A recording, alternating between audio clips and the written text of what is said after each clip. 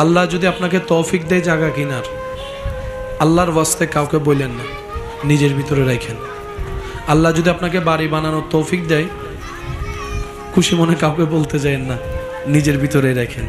কোন একটা চাকরিতে ইন্টারভিউ দিয়েছেন, হুট করে খুশি মনে বলতে যায়েন না, নিজের ভিতরে রাখার চেষ্টা করেন।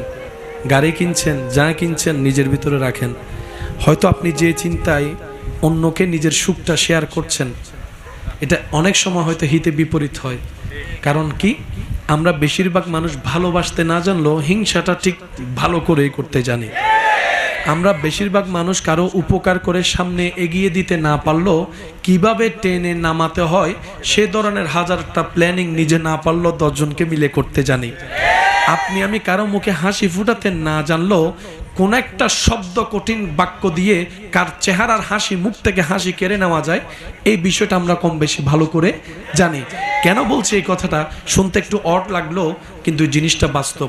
কারণ বদনজর বলো একটা শব্দ আছে, আর মানুষের কাছের প্রিয় মানুষের বদনজরটা একটু বেশিই লাগে, নজরটা একটু বেশিই লাগে। আর এই নজর ব্যাপারে নবী রহমতুল্লিল আলামিন হাদিসে পাকে কিন্তু সাবধান করে গিয়েছেন।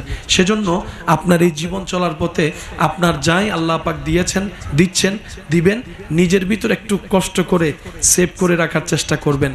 ঘটনা পরিপূর্ণ না হওয়া পর্যন্ত কাউকে বলার দরকার না, হয় হিংসুক বেড়ে যাবে, ঈর্ষাকারী বেড়ে যাবে, নজর দেনেওয়ালা বেড়ে যাবে, প্ল্যানিং করে নামানেওয়ালা বেড়ে যাবে।